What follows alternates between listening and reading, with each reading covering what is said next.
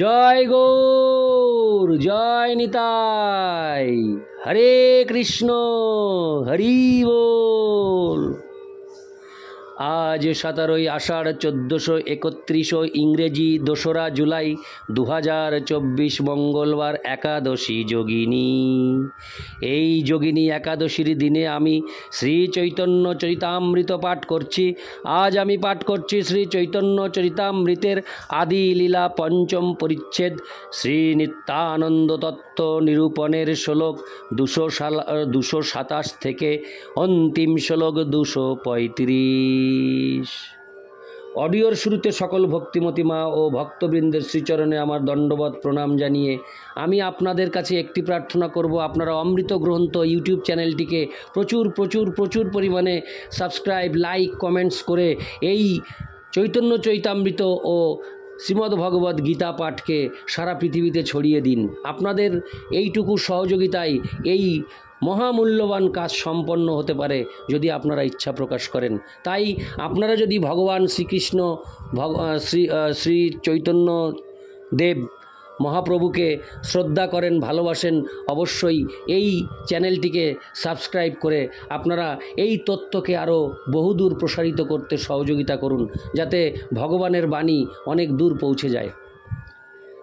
নারায়ণ হে নারায়ণ, ভবভয়হরণম নারায়ণ, লক্ষ্মীকান্তম কমলনয়নম মঙ্গলচরণম নারায়ণ।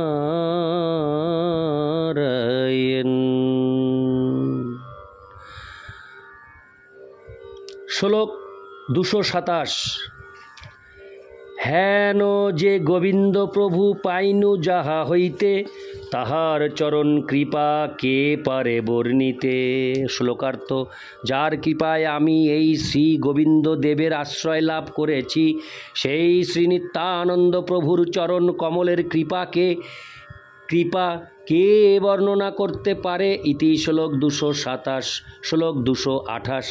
বৃন্দাবনে বৈশে যত বৈষ্ণব মণ্ডল, কৃষ্ণ নাম পরায়ণ পরম মঙ্গল। শ্লোকার্থ: বৃন্দাবনে যত বৈষ্ণব মণ্ডলী বাস করেন, তারা সর্বদাই পরম মঙ্গলময় শ্রীকৃষ্ণের নাম উচ্চারণে মগ্ন। ইতি শ্লোক 228। শ্লোক 229।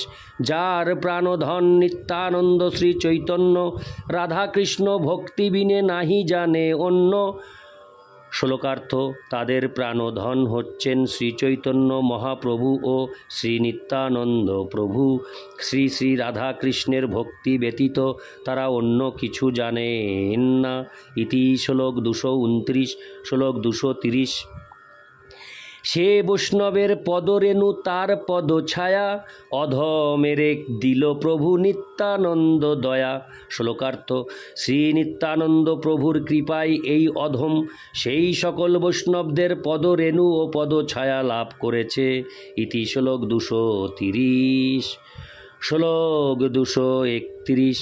তাহা সর্বলভ্য হয় প্রভুর বচন, সেই সূত্র এই তার কইল বিবরণ। শ্লোকার্থ: শ্রী নিত্যানন্দ প্রভু বলেছেন, বৃন্দাবনে সব কিছু লাভ হয়। এখানে আমি সূত্রের আকারে তার সেই উক্তির বিশদ বিশ্লেষণ করলাম। ইতি শ্লোক 231। শ্লোক 232। সেসব পাইনু আমি বৃন্দাবনে আয়, সেই সব লভ্য এই প্রভুর কি পায়। শ্লোকার্থ: বৃন্দাবনে এসে আমি সেই সবই পেয়েছি এবং শ্রী নিত্যানন্দ প্রভুর কৃপার প্রভাবে তা সম্ভব হয়েছে। তাৎপর্য: বৃন্দাবনের সমস্ত অধিবাসীরা হচ্ছেন বৈষ্ণব। তারা সর্বমঙ্গলময়, কেননা কোনো না কোনোভাবে তারা সর্বদাই শ্রীকৃষ্ণের দিব্য নাম কীর্তন করেন। যদিও তাদের কেউ কঠোর নিষ্ঠা সহকারে ভগবদ্ ভক্তির বিধি নিষেধগুলি পালন করেন না, তবুও তারা কৃষ্ণ ভক্ত এবং প্রকৃতপক্ষে হরে কৃষ্ণ, প্রত্যক্ষভাবে ও পরোক্ষভাবে তারা শ্রীকৃষ্ণের নাম কীর্তন করেন। তারা যখন রাস্তা দিয়ে যান তখন তারা জয় রাধে অথবা হরে কৃষ্ণ বলে পরস্পরকে সম্ভাষণ করেন। এটি এক মহান সৌভাগ্যের পরিচায়ক। এভাবেই জ্ঞাতসারে অথবা অজ্ঞাতসারে তারা স্বীকৃতি অর্জন করছেন। বর্তমান বৃন্দাবন নগরী রচিত হয়েছে গৌড়ীয় বৈষ্ণবদের দ্বারা। ষড় গোস্বামীরাজ সেখানে গিয়ে বিভিন্ন মন্দির প্রতিষ্ঠা করার মাধ্যমে তার সূচনা করেছিলেন। বৃন্দাবনের সমস্ত মন্দিরের মধ্যে শতকরা প্রায় 90 ভাগই শ্রী চৈতন্য মহাপ্রভু এবং শ্রী নিত্যানন্দ প্রভুর অনুগামী গৌড়ীয় বৈষ্ণবদের। তার মধ্যে 7টি মন্দির অতি বিখ্যাত। বৃন্দাবনের অধিবাসীরা শ্রী শ্রী রাধা কৃষ্ণের আরাধনা ছাড়া আর কিছু জানেন না। ইদানিং জাতি গোস্বামী নামক এক শ্রেণীর কপট পূজারী সেখানে দেবীদের পূজার সূচনা করেছে, কিন্তু প্রকৃত বৈষ্ণবেরা তাতে অংশগ্রহণ করেন না। যারা নিষ্ঠা সহকারে বৈষ্ণব ধারায় ভগবত ভক্তির অনুশীলনে যুক্ত, তারা এই ধরনের দেবদেবীর পূজায় অংশগ্রহণ করেন না। গৌড়ীয় বৈষ্ণবেরা কখনো শ্রী শ্রী রাধাকৃষ্ণ ও শ্রী চৈতন্য মহাপ্রভুর মধ্যে ভেদ দর্শন করেন না। তারা বলেন যে যেহেতু শ্রী চৈতন্য মহাপ্রভু হচ্ছেন শ্রী শ্রী রাধাকৃষ্ণের মিলিত তনু, তাই তিনি রাধাকৃষ্ণ থেকে অভিন্ন। কিন্তু কিছু বিভ্রান্ত মানুষ নিজেদের খুব উন্নত মার্গের বৈষ্ণব বলে প্রমাণ করার চেষ্টা করে বলে তারা রাধাকৃষ্ণ নামের পরিবর্তে গৌরাঙ্গের নাম কীর্তনে আসক্ত। এভাবেই তারা শ্রী চৈতন্য মহাপ্রভু ও শ্রী শ্রী রাধাকৃষ্ণের মধ্যে ভেদ সৃষ্টি করে তাদের উর্বর মস্তিষ্ক নদিয়া নাগরী নামক এক সম্প্রদায়ের সৃষ্টি করেছে এবং তারা রাধাকৃষ্ণের আরাধনা না করে গৌর বা শ্রী চৈতন্যের আরাধনা করে। তাদের যুক্তি হচ্ছে যে রাধাকৃষ্ণ যখন শ্রী চৈতন্য মহাপ্রভু রূপে আবির্ভূত হয়েছেন তখন আর রাধাকৃষ্ণের আরাধনা করার কোনো প্রয়োজন নেই। তথাকথিত এই সমস্ত ভক্তদের শ্রী চৈতন্য মহাপ্রভু ও শ্রী রাধা কৃষ্ণের মধ্যে এই ভেদ দর্শন শুদ্ধ ভক্তির মার্গে এক উৎপাত স্বরূপ। যারা শ্রী রাধা কৃষ্ণ ও শ্রী গৌরাঙ্গের মধ্যে পার্থক্য সৃষ্টি করে তারা মায়ার হাতের ক্রীড়নক।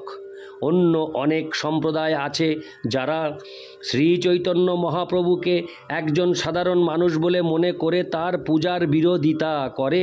কিন্তু যে সমস্ত সম্প্রদায় শ্রী চৈতন্যের পূজা করে কিন্তু রাধাকৃষ্ণের পূজা করে না, অথবা রাধাকৃষ্ণের পূজা করে কিন্তু শ্রী চৈতন্য মহাপ্রভুর পূজা করে না, তারা উভয়েই শ্রী চৈতন্য মহাপ্রভু ও শ্রী রাধাকৃষ্ণের মধ্যে ভেদ সৃষ্টি করে এবং তাই তারা প্রাকৃত সহজিয়া।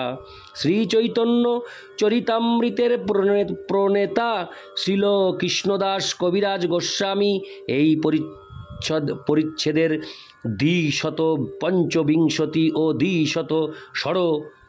226 শ্লোকে ভবিষ্যদ্বাণী করে গিয়েছেন যে ভবিষ্যতে যারা নিজেদের মন গড়া মত সৃষ্টি করবে তারা ধীরে ধীরে রাধা কৃষ্ণের আরাধনা ত্যাগ করবে এবং যদিও তারা নিজেদের শ্রীচৈতন্য মহাপ্রভুর ভৃত্য বলে পরিচয় দেবে তবুও তারা শ্রীচৈতন্য মহাপ্রভুর আরাধনা ত্যাগ করে জড়জাগতিক কার্যকলাপে অধঃপতিত হবে। যারা শ্রীচৈতন্য মহাপ্রভুর প্রকৃত উপাসক তাদের জীবনের চরম লক্ষ্য হচ্ছে শ্রী শ্রী রাধা কৃষ্ণের উপাসনা। ইতি শ্লোক 232। শ্লোক 233। আপনার কথা লিখি নির্লজ্জ হইয়া নিত্যানন্দ গুণে লেখাই উন্মত্ত করিয়া। শ্লোকার্থ: আমি নির্লজ্জের মতো নিজের কথা লিখছি, শ্রী নিত্যানন্দ প্রভুর গুণাবলী আমাকে উন্মত্ত করিয়ে জোর করে এসব লেখাচ্ছে। ইতি শ্লোক 233। শ্লোক 234। নিত্যানন্দ প্রভুর গুণ মহিমা অপার, সহস্রবদনে শেষ নাহি পায় যার। শ্লোকার্থ: শ্রী নিত্যানন্দ প্রভুর গুণের মহিমা অপার, এমনকি সহস্রবদনে কীর্তন করেও শেষ নাগ তার অন্ত পান না। ইতি শ্লোক 234। শ্লোক 235।